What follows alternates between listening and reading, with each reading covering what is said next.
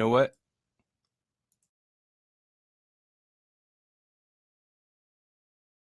Oh boy. Here we go. I hope this is working better. Can y'all hear me? I dropped down to 2 listeners. Castbox, what's going on? Castbox is a bit of a mess today.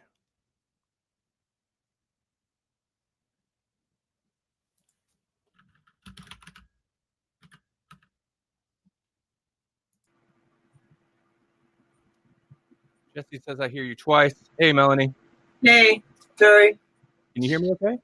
Yeah, at first it wouldn't let me. I tried to call and it wasn't letting me, but now it finally did. Okay, Jesse was hearing me twice, but not anymore. And Naomi said she couldn't hear me, but I think we got it resolved. It's being a little wacky today. It is. Well, I'm glad it's everybody, not just me, because we got a new modem that's supposed to be faster and better, and it's making everything worse. Yep. Here we go. Jesse. Hey. There you are. Hello. Finally. Man, I've been trying to get in. Yeah. The desktop wouldn't let me in, and then I tried the Castbox app, and I wasn't hearing anything on that end. So I was probably part of that people that couldn't hear you.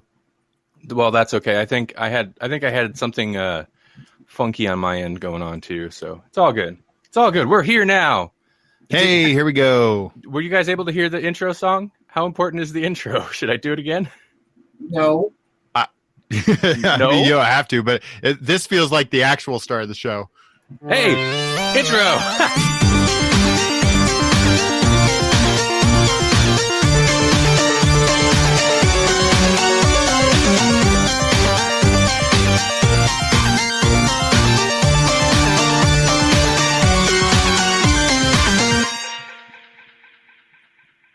Come on. Now it's real. That doesn't get you amped up?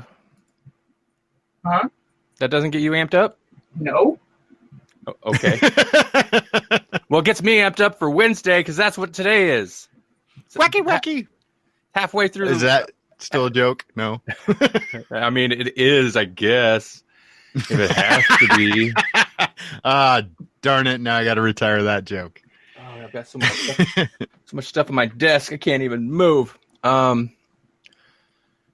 So, okay. Here's what's going on, everybody. Welcome to the Grawlix Lunchbox Live. I'm Randy, and I'm joined by my Grawlix podcast co-hosts, Jesse and Melanie. Hi, you two. Hi. Hi, also you two. I decided to start just announcing your guys' names because the other way always leads to awkward pauses because nobody's ever ready for it. I mean, I get it. This just leads to us responding at the exact same time to you announcing us. Yeah, that's true. Well, maybe I'll stagger it next time. So today we had movie homework. I see Maggie has joined in the listen. Wow, our listeners are very low today. I feel like we had more, and then I did a reload. That's okay. You know what? Maggie's here. I think I see Matt D was here. The people that matter are here. Oh. Yeah. It's quality, not quantity. That's right. Hey, Maggie. Quality. All right, so we did some movie homework. Well, actually, Melanie, did you get a chance to watch it? I did. Okay. We did some movie homework, and we're going to talk about it. And I'm very curious if listeners got a chance to watch it to hear what they think. I have a feeling. I don't think a lot of people will necessarily hate this movie, but I have a feeling it is the kind of movie that it's kind of going to be one way or the other. Yeah. Yep. All right. So what we're talking about, let's just jump into it.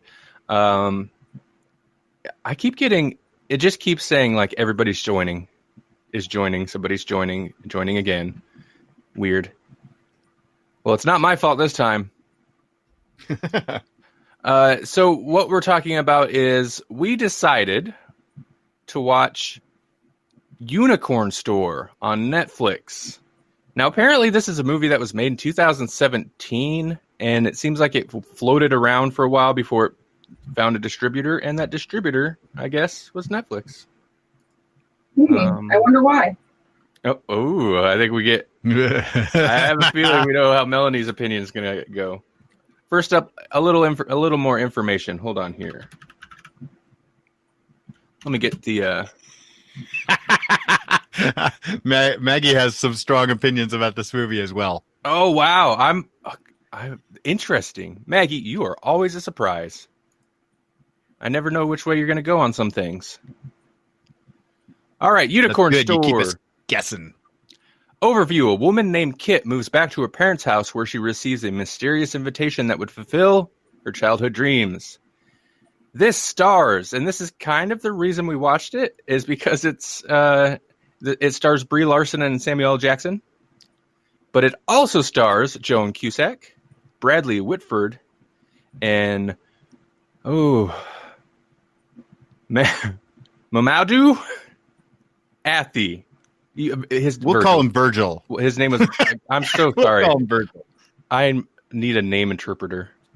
So, is that a job that people can have? Well, you know what? There's a need. There's I agree. Demand. I agree. Where's my supply? Okay, so this was written by Samantha McIntyre, and something I didn't realize till the end credits rolled. Directed by Brie Larson. What was it? Oh. Yeah. Yeah. So, okay. I found that very interesting, and that actually colored my opinion of the movie after the fact a little bit, but I have reasoning for it.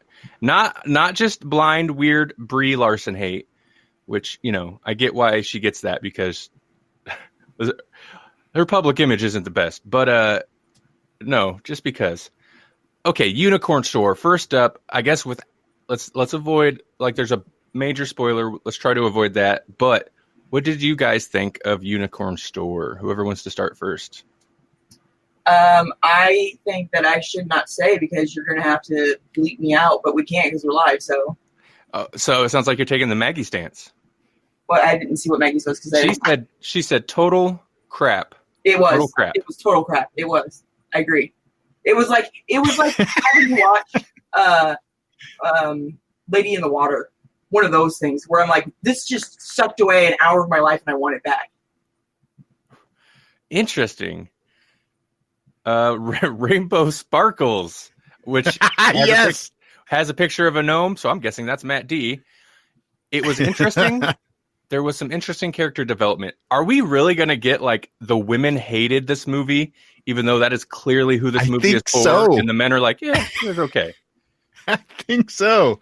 This movie wasn't for women. This movie was for, like, 8-year-old girls or something. It's crap. So something I did it anyway, but just because I was curious, especially after I seen it was directed by Brie Larson, like, what opinions were on this movie. So I looked up on Letterboxd, and the reviews are there are middle of the road reviews, but there are so many, like, I'm bawling right now, I loved it, and then so many like that really just kind of have an axe to grind with Brie Larson. But what does it say? Like, are they legitimate criticisms, or are they? There were just some after the fact anger. There were some, and then there were, of course, a few that were just like, I don't know. To be fair, she's ruining movies. There were a few that started like it was like a 3-star review, and they started just ranting about how they hated her, and then berating her for, you know, oh, where's all the women of color she supports in this movie, blah blah blah, and then they actually gave the movie a positive review. So I'm like, oh, okay, I guess there's that. However, the general consensus I've seen a lot is that this movie is like, who is this movie for? Which is exactly what you're saying, because it's too adult for little children and it's too childish for adults.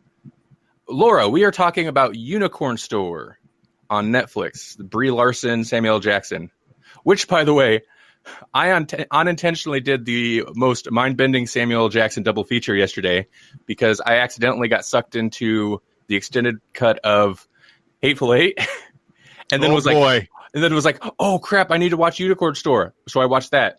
very interesting Samuel Double L. Jackson. Very different. Double L Yeah, Jackson. very Samuel Double L. Jackson. That's what that's called. It's a Samuel Double L. Jackson. No, very interesting Samuel double feature.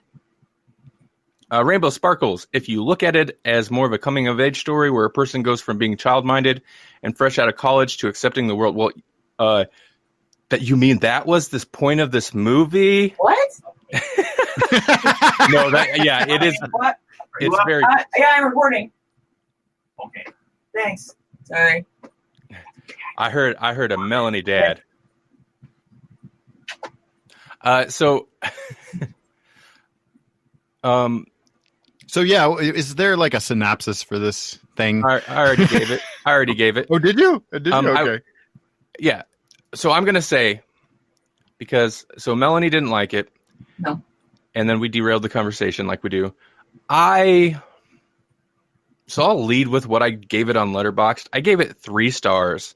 And the reason I gave it 3 is because it felt more like a 2.5. It was really, for me, just down the middle of the road. But I was like, there were a couple painful moments, but I didn't hate watching it. There were a few things that I kind of enjoyed. There were some things that should have been funny that weren't, but there was maybe a couple laughs for me. So I was like, it wasn't a horrible experience. I'll give it 3 out of 5. And honestly, in 2 weeks, I probably won't remember much about the movie. That's why, not higher, but I didn't hate watching it. So I kind of the opening, like her whole art school thing started the bar low. Hey, Paul. Yeah, we're having the same issues with technology, so it's all good. But yeah, so we're talking about Unicorn Store, by the way. But yeah, after that opening scene, the bar was pretty low, and it didn't get worse for me. I feel like it kind of got better. And also, I didn't know what to expect from Brie Larson, and I think her performance is okay. Like, she emoted a couple times, so I was like, okay, well, she's not terrible. Her real life personality just kind of sucks, but she's not a horrible actress. Well, Maggie? She was actually better at this, I think, than she was in Captain Marvel. Hot take. I haven't seen Captain Marvel, but she was okay. But it was like she was like a child, and I don't understand where this coming of age thing is, because she didn't seem to change at all to me in the whole thing. Nobody really did. So that was part of it. And then, but another thing is, the only thing in here that was any somewhat interesting to me at all was her boss and his like deadpan everything. That was fun, but that was it. That was the only thing in here that I enjoyed. And I wish Samuel L. Jackson wouldn't take every job that they offer him, because he's better than this. I mean, is he though? Yes, he is. I think he was. I liked him in this. I thought he was great. Samuel's I especially like when he's like, "You are the most selfish person." Maybe there are people with jobs. Oh, when he went Samuel, that was great. Yeah, Okay, so Maggie said, I didn't get that at all. I felt this movie was an homage to everything wrong with current generations, the inability to accept that at some point you have to grow up, and that the world does not revolve around you. Rainbow Sparkle says, I will remember Stick in the Box. It is so revolutional. Okay. Yes. Hold on. Yes, Maggie, that is the one thing wrong with the current generation. Paul, I'm sorry, I'm not sure what you are replying to.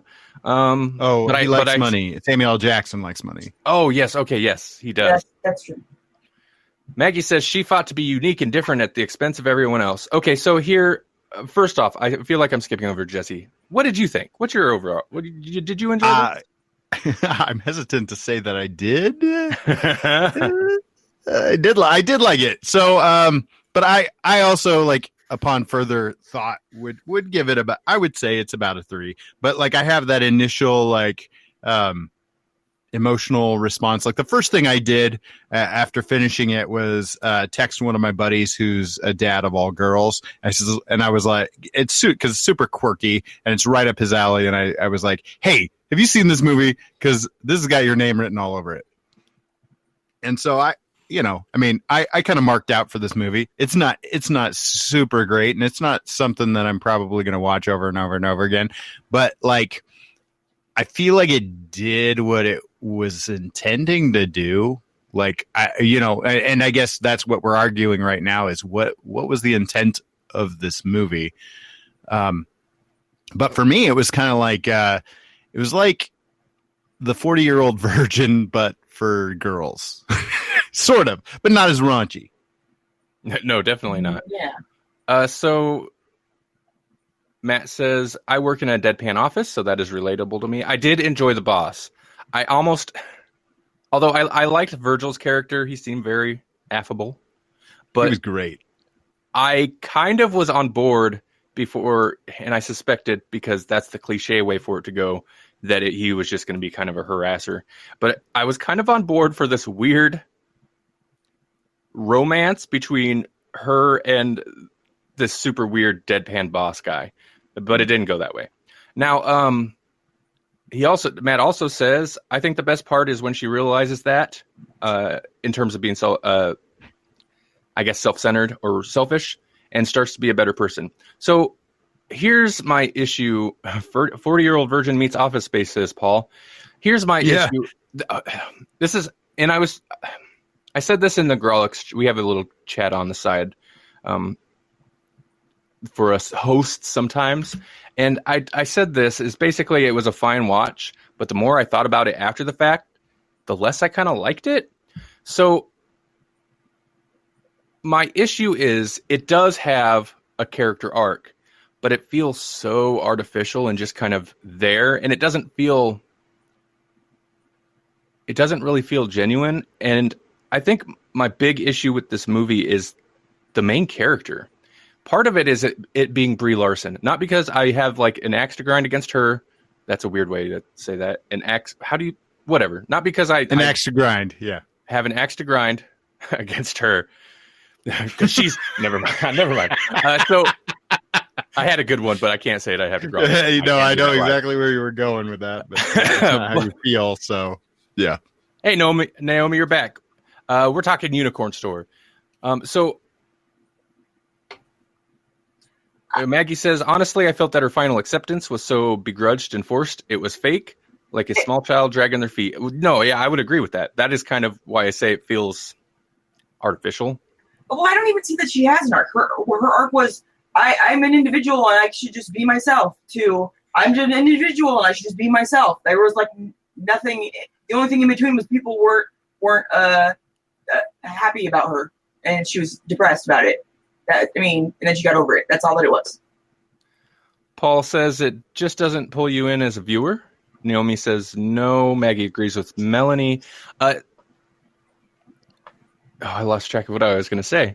But, another issue is, so the way the character acts, she is super childish. Like, that's kind of the point, but it's ridiculous. And I'm like, not to say Brie Larson can't pass for a young woman. She is still a young woman, but she seemed way too old for the character they're trying to portray. Like, honestly, for like the first 5 minutes of the movie, this popped in my head, and the rest of the movie didn't prove it wrong. But I was like, so this is a movie about a developmentally challenged woman with schizophrenia? And to be honest, yeah, kinda. She seems stunted in a way where it's like, Virgil, maybe it's going to be weird if you hook up with her. Because let's see. See, that's why you should need to get your kids a pet. So then I was curious. I was like, well, how old? Not that it matters how old she actually is, but how old is the character supposed to be? Because she just got back from art school, I guess. But how old's Brie Larson? She's 29. So she was 27 when they made this. 27. I guess I remember me at 27. I remember me at 30 something, and I'm still pretty childish, but 27's too old. Like, for her to be going through that, I don't know, just to be portrayed that way, especially like she still has the teenager, I'm going to be, I can't stand my parents and I'm just going to be rude to them for no reason. That whole thing. And it's like at 27, you should be well past that. Yeah, and who gets mad at their parents because they don't get them a unicorn? And who gets mad at Bradley Whitford and Joan Cusack because they are treasures? That's true. I agree. I did enjoy. I mean, Bradley Whitford's fine, but Joan Cusack is. Yeah, I'm glad she still pops up and stuff because she's great. Oh. Rainbow Sparkles says Audrey Plaza may have been better in the role. Yeah, I mean, it does seem appropriate. I mean, she's definitely still older than what Audrey Plaza can pull something off like that off, but I think it would change you'd have to change the tone of the movie for it to work. Paul says, and now it's a whole different movie. Excuse me. Maggie says, agreed. Like, girl, you are in college. Get a freaking grip. She didn't even have the excuse of a mental disablement. See, that's what I'm saying. I feel like she should have, because I think she was mentally disabled. I feel like, yeah. Mac says 19 to 22 would be my guess. Exactly. And, I liked Virgil, but he was a really, flat character. There wasn't really anything to him. That kind of sucks. Yeah. No, I agree. Yeah, Virgil seemed like that actor is pretty awesome. Like, he seems interesting. And his Virgil, the character seemed interesting, but you don't get anything. There's nothing to him. Yeah. And even what we have to our main character, really, honestly, she's pretty flat. Yeah. Let's see. I'm going to be a rebel for no reason, Maggie says. Matt says they are I loved all. I'm not sure what that's in response to. Maggie says she was spoiled. She was a spoiled, stupid brat who needed a swift kick in the butt the whole film. Mm-hmm. I kind of want her vacuum, though. You kind of want a vacuum? Oh, okay. A mystic vac. I'm on board. Well, I like to vacuum anyway, but I want a Dyson. Sorry, what did I miss? I had to step away and turn off the AC. I want a mystic vac. Oh yeah, I want a vac pack. Yeah. That's where I thought that was going to go. Is like, oh, we like that idea. We like the vac pack idea. Yeah, but they wanted naked women, so then it does seem realistic a little bit. Yeah. Well, her vacuums were ugly though. Yeah. You could do a glittery vacuum, but it looked like you let an 8-year-old loose with a craft kit. Come on. That whole thing was ridiculous. I don't. Even though this, you're not going to get all the glitter up. No. See, that's the angle she should have took. It'll get all the glitter out, which is impossible. But so that's a good selling point. Yeah. Jesse, you still there? Seem like you cut off. Oh, no, yeah. Well, my thought was that this movie, even though it's kind of like about reality versus fantasy and where the two bleed together, like their vision of reality, there was nobody that was like truly like. I mean, like everybody was campy. Yeah, there was nothing real about anyone in this. Like the closest thing to real was maybe the farmer guy that tried to sell them hay. Point. Or he's the closest thing to a real person that we get. Everybody else is hyperbole, and he's literally some kind of stereotype. One scene bit character. The kids in the camp that were supposed to be, there for trauma reasons. Even they were. They didn't even. I mean, they seemed more real than some people, but even they didn't really seem like actual teenagers. Let's see. Paul says maybe she led a secret shattered life before we were introduced to her, so social development was stunted. Maybe. Gee, that kind of backstory would be interesting for fleshing out a full character, but we didn't get that at all. Maggie says, sorry, we got home video of her growing up in a princess dress painting on the walls all the time. That's all we got. That's all we know about her. Maggie, sorry, I really did not like this film, if you couldn't tell. Matt says, Kirby is still my favorite vacuum. Maggie says, to Paul... Oh, yeah, Maggie basically just said what I said, but she said it before me, so I guess I stole her thought. I'm sorry. Then there should have been some sort of flashback to show that. Paul says, I agree. I'm just trying to polish a turd. Paul then asks, could it be an exaggerated look at today's society? I mean, obviously they're going for kind of a stylized, not complete... I mean, it's not supposed to be completely grounded. The problem is it is going for like a coming of age story, but it feels like that coming of age just comes way later for the character than it probably should. That makes it seem a little odd, but also it is trying to be like this important message for a certain generation. And reading through the reviews,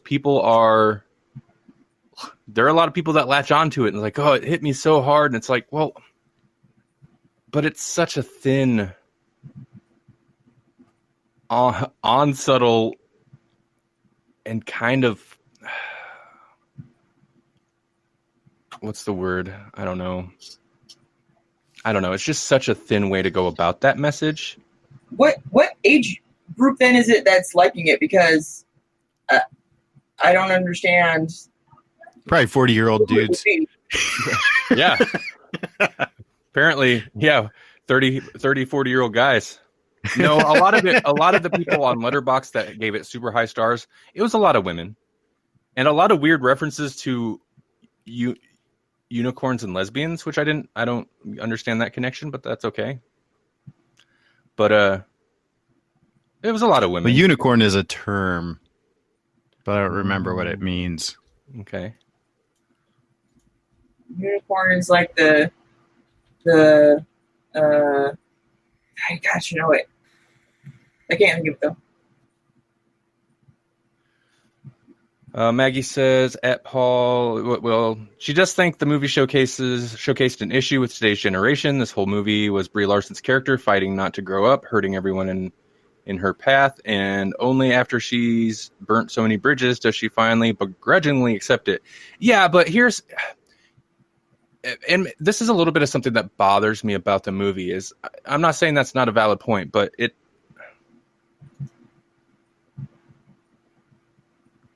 I don't know if I don't know that the movie's purpose was to showcase an issue with today's generation. I don't think it can, because today's generation isn't like that. They've been exposed to way more negativity than that person ever was in her entire life. She's an 80s trapper keeper. Yeah. Yeah. Well, and that's another thing. The age thing doesn't, like, she watches cartoons that are too old for her, but whatever. But that's not just today's. You've heard that story at least since the Gen X generation and on. Maybe earlier, but I don't know. I'm not going to touch earlier generations, but well, anyway, I do have kids a lot today. I do have a lot of complaints because upon reflection, it was a pretty thin movie, and there were points. I mean, I had the same thoughts while watching it, but I was like, it's innocent enough. It's fine. Paul says it's just bad storytelling. I really wish. So I really wish it would have embraced this colorful glitter aesthetic more, and went more stylized. I feel like if you just really embraced it, trying to like touch on this fantasy thing, I wish it could have embraced that more. And from a more stylized point of view, I get this is Brie Larson's first directorial debut or whatever, but I guess you only get one directorial debut. But Maggie says, I disagree. I think that one of the issue with today's society is a lack of personal responsibility. We are constantly told by today's media that you should be able to be you in every single way. no matter who you hurt or destroy, by passing compassion and balance with those around you. And that was Larson's character. I mean, I agree that's Larson's character. And see, we're almost getting into a completely different discussion here. And this is one that I often have beef with, is because anytime somebody, and this just becomes, no, it's okay, Maggie, you don't have to shut up, but it just becomes the problem with kids today. You could say that for many generations. We heard it when we were growing up. I'm sure the previous generation heard it when they were growing up. Like, kids just don't understand. Yeah, it's like the reverse of the Will Smith song. Yeah, it is. It is. I want to hear him do that version now. Now that he's a parent. That would be great. Paul says, I felt like they couldn't nail down a direction they wanted the film to go and just said, let's do them all. Mm-hmm.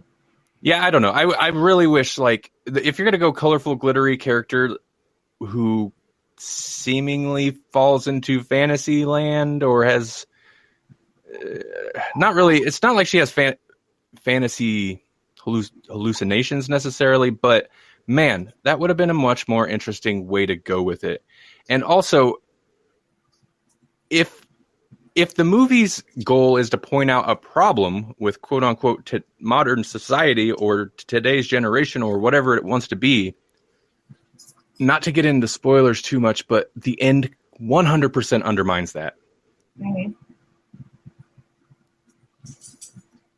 Maggie says, right. My takeaway is that it's a poor excuse for a film and should fade into obscurity. What about the store though? What do we think about that whole dynamic with the storekeeper and the is it or isn't it imaginary? Like it feels like, and I know because people love this movie so much. You're gonna love this comparison, but it feels kind of like Big. Tom Hanks is, Big. In that you've got this mystical element, and it's present the entire time, but it's just kind of in the back of your mind more than. Maggie says, "I never saw Big." You're blowing my mind. You're blowing my mind, Maggie. Oof. Big is interesting. It's better than this. It's better than this. But it's like the complete opposite. This is like, this is the anti-Big. It's the adult who won't grow up, whereas Big is the kid who wants to grow up too fast. Interesting. Maggie, you should watch Big. It's enjoyable. Yeah. It's 80s, but it doesn't fall into too many of like, I don't feel like it has, well, there are some weird things, but whatever. That's it didn't completely age well, but not as poorly as some 80s comedies. 80s comedies are a danger zone in terms of like how well they age, but Big did okay. Yeah. It's got some weird like statutory rape type implications though. That's the weird part. Yeah. That's the weird part. But you have to think of it with an 80s mindset, I guess, of that's not how it was intended when she makes certain comments. See, and if I was Virgil in the movie in Unicorn Store, I'd be thinking, is she going to turn back into a little girl at some point and I'm going to feel real weird about this whole thing? That's the way she acts. Oh my God. That would have totally changed this movie. Mannequin is great. Shut your mouth. Paul says it aged better than Mannequin. Well, yeah, but Mannequin maybe not aged so well. They have a giant floor piano. Yeah. We Jasper and I, who did we have on that episode? Dustin Smothers. We did a Grawlix Cinematic Universe episode on Big. And Jack. Oh, God, Jack. Ugh. Yeah, Big and Jack, which is a good double feature. Speaking about, Jack's weird, but it's basically Robin Williams playing a child, which sounds great on paper. Not a good movie. Big, however, was a great rewatch. We had a lot of fun with that one. You ready? Yes. I'm going to hang up. If I call back in on my phone, will you answer me? Yeah, what are you doing? I'm going to work. Oh, well, you don't have... yeah, okay. Yeah. Yeah? I'll answer if you call back in on your phone. Okay. I'd rather have you do that than text. Yeah, okay. All right. Talk to you later. Thanks for joining us, Melanie. Yeah. Paul says, I prefer Toys. I've never actually watched Toys. Toys is bizarre too. It's interesting though. I like Toys. It was good. But I also like this, so I'm a weirdo, and you should take my opinion with a grain of salt. All right, well, now the woman's gone. We can say what we really feel about Unicorn Store. I loved this movie. It's so funny that Maggie and Melanie both just so despise this movie, because this is unabashed. Like, that's one thing. This is unabashedly a girl film, and that maybe that's sexist of me to say, but clearly that's what they're going for. You know, with the it's kind of like it's like the end game. It's like that end game scene where we were all like, hey, it's okay to have the girl power moment. And then most of our female listeners are like, no, it was demeaning. It talked down to the entire thing that they were trying to set up. It was stupid. Paul says my daughters hated it. Yeah, there you go. See? Oh, Naomi says I love Toys. So Melanie's back. Yep. Yeah, that unicorn movie sucked. Okay, no. Anyway, I know I talked a lot of trash on it because, like I said, I don't know. It's just one of those movies where it's fine. My general opinion, it's fine. There's a lot of issues, and the issues are what's interesting to me in terms of a discussion. So, you know, sometimes I gotta hate on something even if I kind of enjoyed it. We can move on though if you want. Yeah. I think we've talked about this as much as we need to. Probably more. Much more probably. so. Maggie says yes, please. Thanks for sticking with us, guys. If you didn't watch this movie or you hated this movie and we talked about it anyways ad nauseum. Paul says it definitely opened a dialogue. I mean, to be honest, I'm glad Melanie and Maggie, and it seems like Paul was not super fond of it. I'm glad you guys made it easy for me to gripe about the things that did bug me about it. It could go either way, where if everybody loved it, I didn't want to be like the jerk. But then again, whatever. Oh, okay. So let's get on a couple. It's nice to have an adult discussion about something. That's definitely not our general MO. We try. We're not good at it, but we try.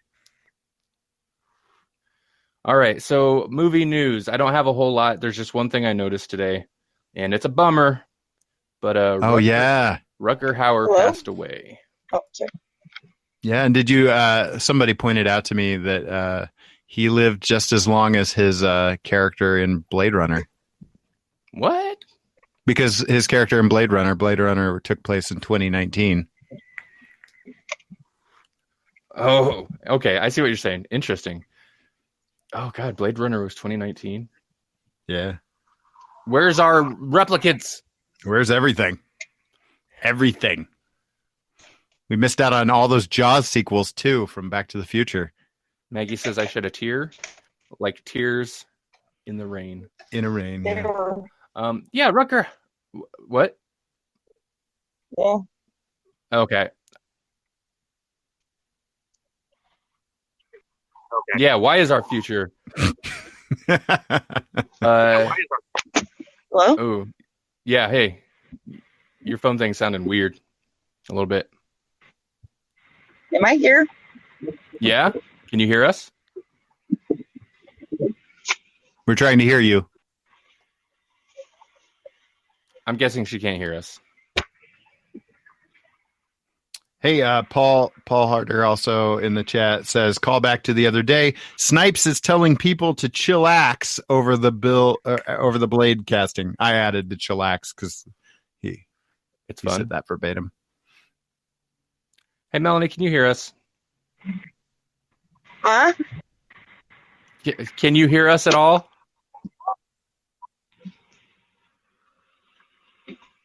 All right. I'm guessing she cannot. No, I hung up on her because that seems super rude. I'm gonna send her a message. So Blade. He went on to Twitter and he basically said it's all good. and everybody should chill. And he appreciated the outpour of love and support for him because everybody knows that he's been wanting to do another Blade sequel for quite a long time. And, so I could see him being a little salty about this, about them casting a new guy without even contacting him. But he had a very classy response on Twitter or wherever he released his response, and it's all good. Cool. Well, no, that's good. I mean, I guess you could be salty about it, right? But I was gonna say he doesn't really have a choice, but right. Yeah, no, that's good. That's good. To be fair, though, he didn't throw any shade that I could see. Paul also says Arrowverse added 3 big names to for their upcoming crossover. Yeah, man, they're adding all sorts of crazy names. They added. Well, we talked about the Brandon Routh thing, I believe, on Monday. Also, they added Linda Carter and Tom Welling. I'm not sure if I covered the 3 that you were thinking of, Paul, but Tom Welling from Smallville and Linda Carter from the original, or not the original, but the 70s Wonder Woman. Also, who else? Well, we talked about Burt Ward as well, I think. Yeah, Burt Ward is going to, and I looked into that. Burt Ward is going to play the Robin from basically the 66, but of course, just like in real life, that Batman died on that Earth. So all sorts of Arrowverse crossover. Well, yeah, basically DC television history right there. Cool. Could be a lot of fun. All right.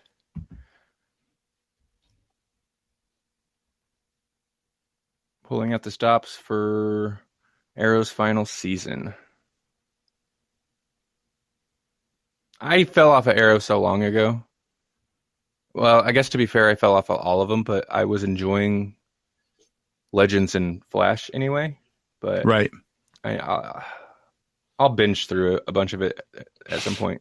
Flash is doing pretty well. I mean, out of the, it's the most consistent in terms of quality. I really enjoy Legends. Legends has become maybe my favorite of the 3, just because it's so bonkers. Like they just do, especially this last season, including John Constantine and making it all about like magic stuff, like multiversal magic creatures are bleeding into the real world, and the legends have to go throughout time to collect them. And that was super campy and crazy and funny. Amaresh asked when. I'm wondering about when the Arrowverse crossover is happening. And I'm not sure that there's a specific date set. It'll just be in this next season. Yeah, it's usually a little ways into the fall TV schedule. Paul says Flash is still strong, Legends is Legends, and Arrow went sappy for a bit. I mean, yeah, that's kind of the way okay. I'm not throwing a big recommendation to get caught up on Arrow, but it's there. It's there. Maggie says the Invader Zim movie teaser trailer dropped yesterday. Very excited. I didn't even know that was a thing. Yeah, I didn't. I saw it, but I didn't watch the trailer yet. I saw the news. Whew. I just got a voice message from Melanie, and I don't think her audio quality was going to improve much. So. Oh, yeah. Well, now you do, and you are better for it, says Maggie. Yeah, we'll have to look it up. Oh, boy. Did you watch a lot of Invader Zim when it came out? Not a whole lot. I'm familiar with it, and it was cool. But, I don't know. I think it just fell at a weird time. I didn't watch. I don't know if I didn't have cable at the time or something, or sure. Was it on cable? I don't know what it was on. Yeah, I think so. What was it? Is it Nickelodeon? I don't know.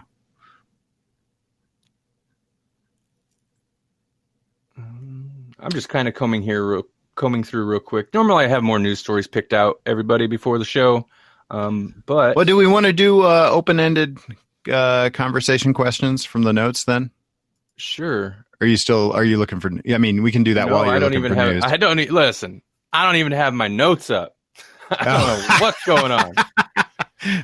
Okay, so I mean, we kind of touched on this a little bit in the outro news on Monday. There were all sorts of like toy, San Diego Comic-Con exclusive toy news, or announcements or previews or whatever. And I just kind of hinted at it in the after show last time. But there were, like they do this whole exclusive San Diego Comic-Con thing. Is there anything that you have seen out there that you thought, oh, that's really cool and I've got to have that? Or are there a bunch of San Diego Comic-Con exclusives that you're like, you just kind of scratch your head and wonder why? Who is asking for that, and why did you make it? So, for example, one of the things that annoys me about the San Diego Comic-Con exclusive idea is that they will take properties like the main example, and we've talked about this on the show, especially with like Dustin Smothers, who we referenced earlier.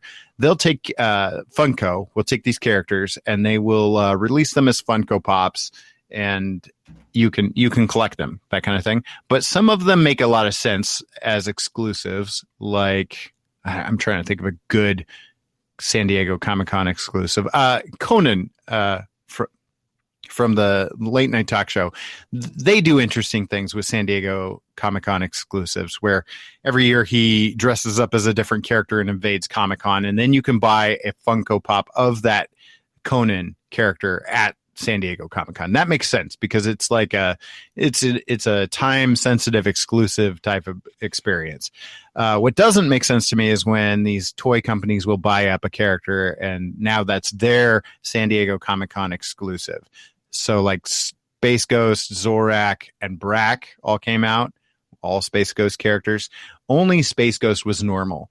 Zorak and Brack were both, and still are, San Diego Comic-Con exclusive characters that you can only get if you spend crazy amounts of money on them. So what do you think about San Diego Comic-Con exclusives? Good idea? Bad idea? Indifferent? Yeah, I mean, honestly, indifferent. I'm so torn on the collector market in general. Maggie says, I think they want to make money. Let them. Paul says they are getting redonkulous. Yeah, I don't know. It's the whole thing. It just depends. Like, I get wanting to be a collector of things because I have that mindset. I just don't usually have the money to be one. Or like comics, I kind of went a little crazy with comics for a while, and then eventually got to the point where I'm like, this is dumb. Like, I got to stop.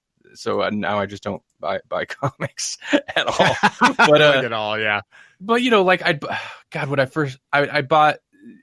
There was some series that came out, and I bought every variant cover of this 4-issue miniseries. I still never read the miniseries, and it's not even anything I've ever heard anybody talk about.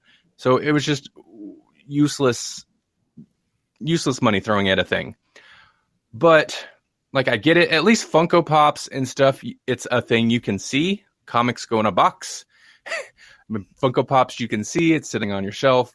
But if it's like some of the exclusives can be kind of pointless. Like you said, I the idea of the timed exclusive is interesting. I guess it just depends what you really want out of it. Like, I mean, so it's no mystery or it's no secret that I'm a big Ram Man fan. But if I wanted to get a Ram Man Funko Pop, I would have to spend at least $50, and I'm sure they've gone up. And it's just Ram Man. There's nothing fancy about it. It's not like alternate mini comic colors or anything. It's just normal old Ram Man, and a regular Funko Pop would cost you $10. Ram Man costs you $50 plus. Just because he was San Diego Comic-Con exclusive. And it seems shady to me that when they do things like that, when you just take a normal character, present it in a normal way, and then really jack up the prices by making it a limited run or an exclusive run. Is the box have different printing on it? It has a sticker that says it's a San Diego Comic-Con exclusive. It's like the box isn't even different. Sticker. It is, really. That's what I mean. It's not like it's signed by anybody. Like if they signed these things by maybe one of the original voice actors or something crazy, then it's like, oh, okay, I totally get it. This is a limited run. It comes with maybe a certificate that's signed by someone special. But from what I can tell, and obviously I don't own this kind of thing because that's where I draw the line. You know, like you have to, as a collector, draw a line of what you will and will not accept. And that's mine, is that there has to be a reason for me to pay that price point. And there is none. Matt says you guys totally need to make Ocon exclusive Grawlix action figures. Pimp yourselves out. Yeah, I'm for that. And if we made action figures, they would be limited run for sure. Oh yeah. Yeah, no doubt. Quality Amaresh says quality few is okay. Maggie says I want the Jesse figure with grappling hook. That would be the funniest thing, because like I could use the grappling hook. I could like throw it up on top of things and get it to stick, and then I could not climb that rope to save my life. Well, it's just for it's for swinging. Yeah. It's more of a weapon, really. Just swinging around, hit people with the hook, tear faces off with the edges. That'd be brutal. Yeah. The Jesse action figure is vicious. Paul says there's collecting something you enjoy, and then there's collectibles just to say you have it, or buying collectibles. Yeah. He also says that's why you got a Rammy board for $25. And yeah, that's why I was able to afford it, because I didn't buy a $50 Funko Pop. And Jesse with Kung Fu grip. Matt D says Rainbow. Sorry, I'm reading it. Batman 66 it. Yeah, I mean, I could climb a grappling hook if the building went sideways for me to walk up. That'd be awesome. Yeah, there we go. That would be good. I'd be okay with that. Okay, so let's talk a little bit about what's going on in our podcast. So this week, first up, it was a day late and a book short. No, it was a day late. But yesterday, the new episode of Grawlix Cinematic Universe comes out. That is one of the regular podcasts we do. I'm joined by, hey, where the F is Jasper? We got where is he? Our troll is not in the chat today. Anyway, Grawlix Cinematic Universe, Jasper and myself. Jasper's usually in the chat. We pick a themed double feature, watch each movie, review them, and then pitch a mashup cinematic universe. Yes, Jasper is sleeping under his bridge. That's probably true. Or in a dumpster behind Wendy's.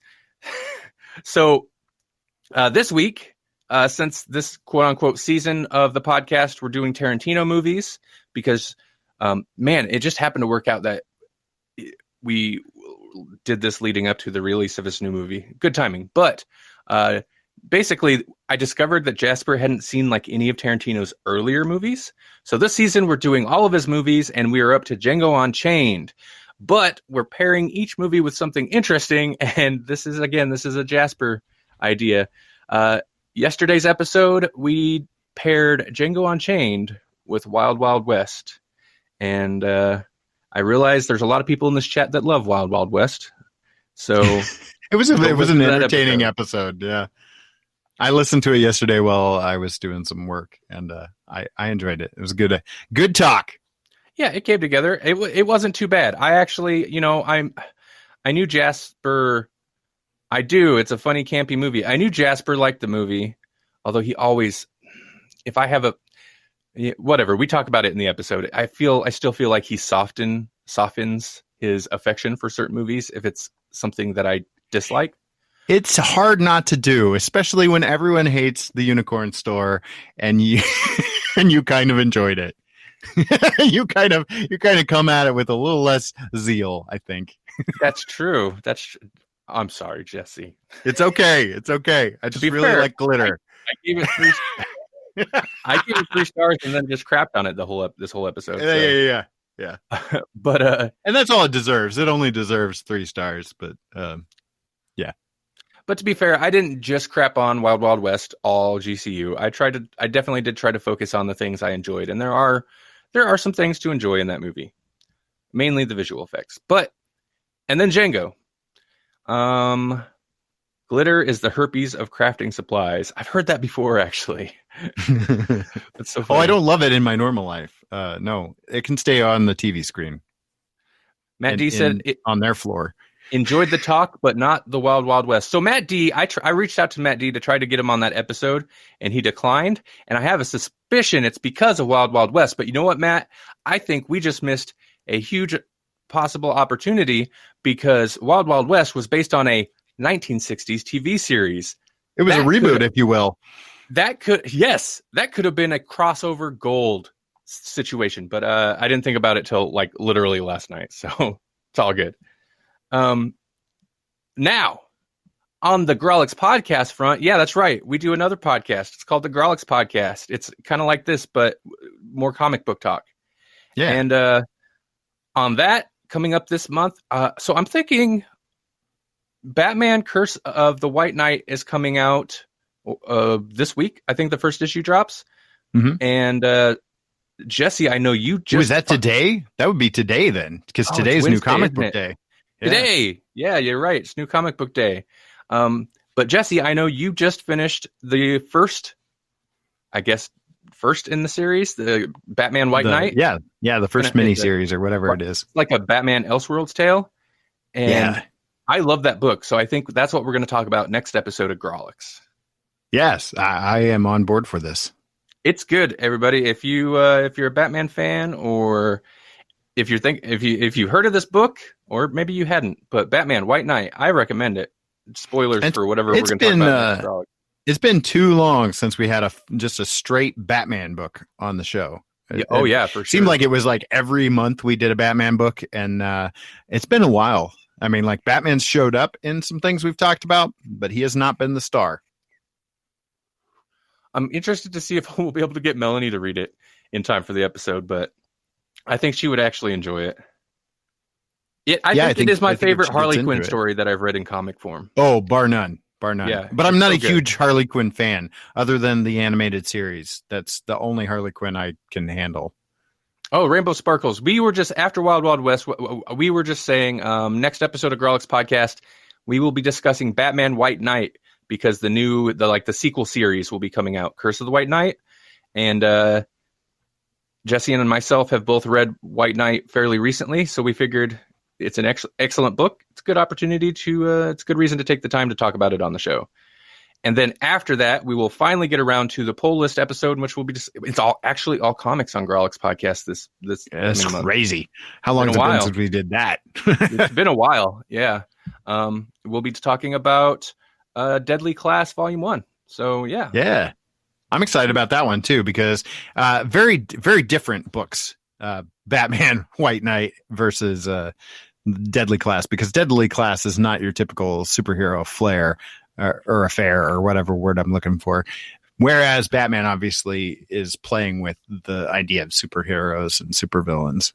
Mm-hmm. Yeah, very cool. I'm excited. It'd be good to get back to our comics roots and actually read some comics. That's the biggest issue. I've fallen off of everything. All right, so what else? I think that's the main stuff we got coming up. All right, let's see. Friday, we will be back here again, same time, same Grawlix channel, to talk about what's coming out in the movie theaters, some movie news, whatever else. If we want to throw another open-ended conversation question. Paul in the chat asked about, did you see the article that I posted into the Grawlix podcast group, which you can find on the Grawlix podcast Facebook group is the one that we're talking about. You can find that on Facebook. I believe it's just /group/Grawlix podcast. That's probably how you get to it. Did you see that? It was about Quentin Tarantino and his attempt he's still trying to make a volume 3. I didn't even know he was trying to make a volume 3 to Kill Bill. It's so interesting. It's got to be the new movie coming out, right? But it's so interesting. Like, I keep seeing articles about the prequel, the Pulp Fiction prequel he wanted to do that never got done. But yeah, I did see that he still would like to do Kill Bill Volume 3? Yeah, I guess so. I mean, I didn't get really into it. I just saw it and I was like, oh, and I kind of put things in the chat so that I don't forget about them. And then what do? I promptly forget about them. And thankfully we have Paul to remind me, or I would have spaced that entirely.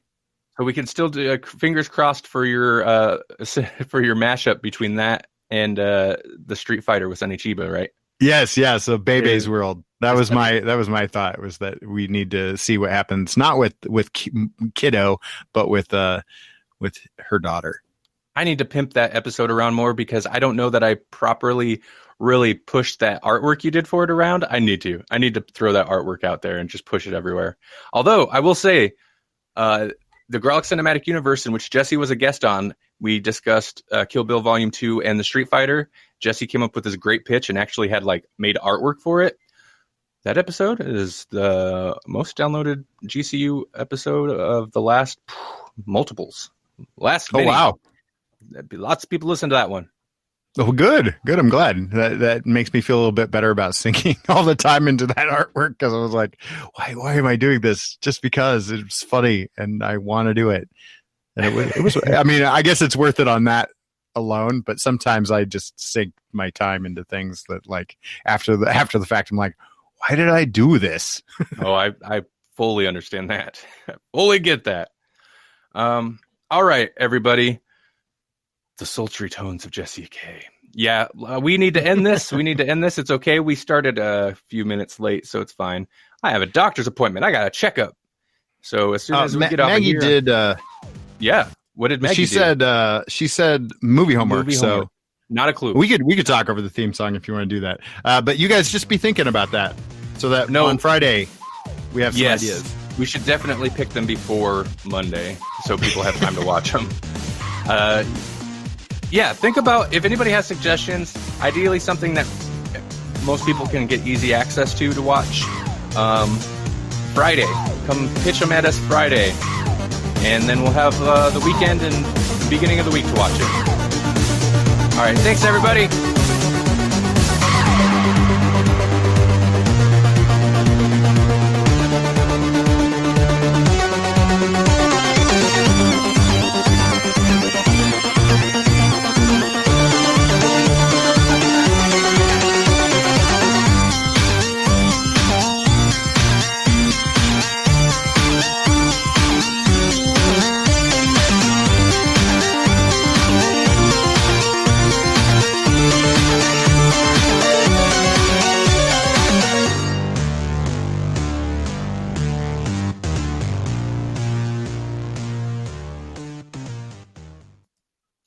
Also, you all should go to emcpod.net/60s reboot.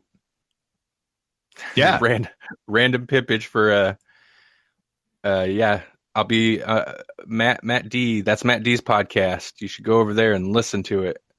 And it got a recent redesign.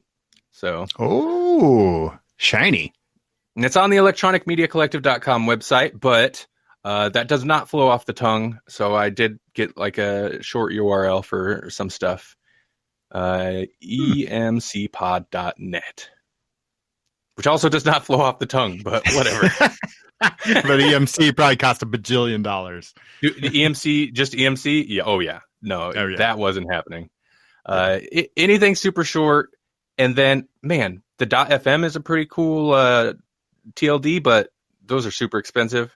Because they know I don't understand why. Like, they're not household names yet, so it's weird that they become so expensive, but they are. I know it. But yeah, I figured if anything, emcpod.net, it matches up with the Twitter account, which is emcpodnet.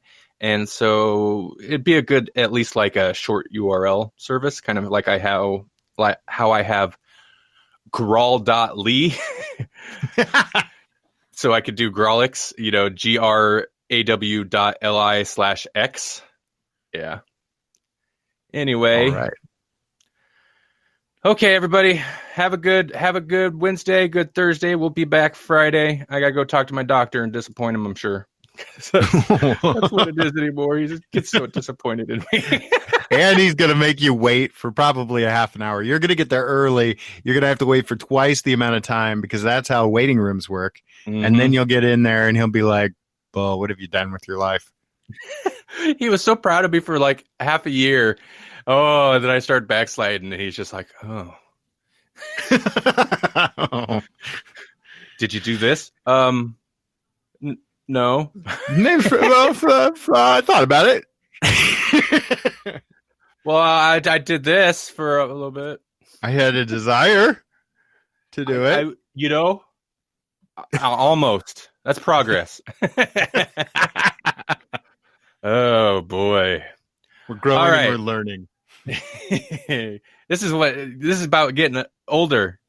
I stopped wearing all of my sparkly clothes, and eventually, actually, that's not true. I did not grow up. I wear all black all the time, so that's what I wore when I was a teenager. You're still stuck in the 90s. There's nothing 90s about black. Black is eternal. Black is forever. Everything. Black is everything and nothing.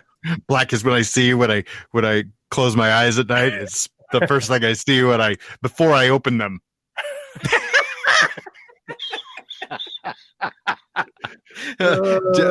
Matt D says that he sent you some email that you should read while you're in the waiting room, because those magazines they leave in the waiting room are garbage.